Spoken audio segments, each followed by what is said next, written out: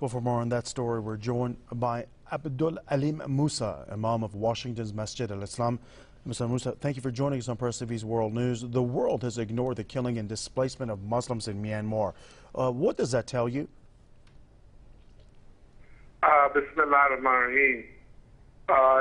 This problem shows us such things as the UN, who's in Syria now, the UN that was so worried about Libya, the UN that's so worried about everything except, let's say, number one, the uprising in Saudi Arabia.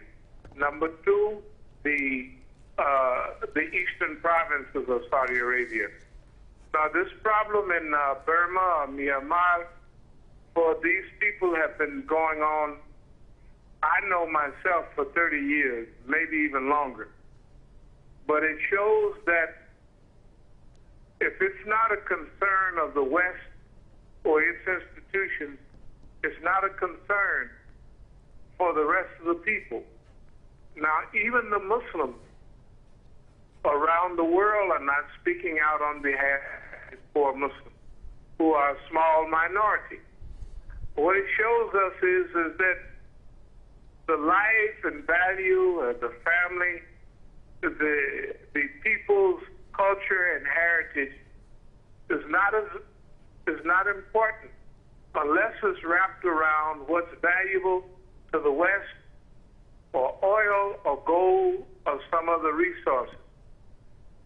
Another thing to pay close attention to is that for several decades now, Aung San Suu Kyi has been clamoring for civil rights and human rights in Myanmar herself.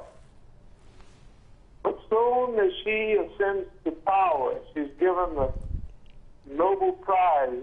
She had been given it, but she just received it recently. She herself has not spoken out at all. She has not jeopardized her position. She's not challenged her people to rise up and for them to give the same civil and human rights to people that she had been crying for all of this time. The main thing it shows us that we Muslims around the world, and we're proud of Iran and Turkey for standing up, but we have to, the whole Muslim community, has to stand up for the rights of other Muslims, whether it's Hazars, Pakistan, whether it's the Shia in Arabia and in Bahrain. We have to stand up for the rights of Muslims all over the world. Well, Mr. Ali Musa, one thing you mentioned is not concern of the West, and that I want to piggyback on that. When it comes to my second question. There are nearly 1 million human beings who continue to suffer in the absence of media coverage. What makes Myanmar's Muslims different for Western media and governments when it comes to human rights? Well, as far as what makes a difference is human rights that haven't even been given its own people human rights. But what makes a difference is that the same people who have been clamoring for human rights themselves all of this time, from the military dictatorship, now that they have some seats in parliament, now that they have some international recognition, they refuse to give the same thing to others.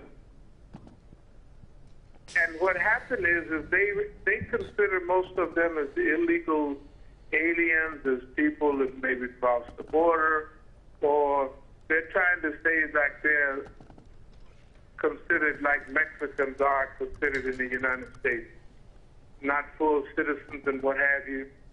So they seem to have no value. That is because we don't give them value. We have to give value to our own people. That will force the rest of the world to give value to them. As long as we do not give value to our own people and to humanity, we as Muslims should stand up for justice and the rights of human beings all over the world. But especially the Mustadafin, the weak, the Okay. deprived.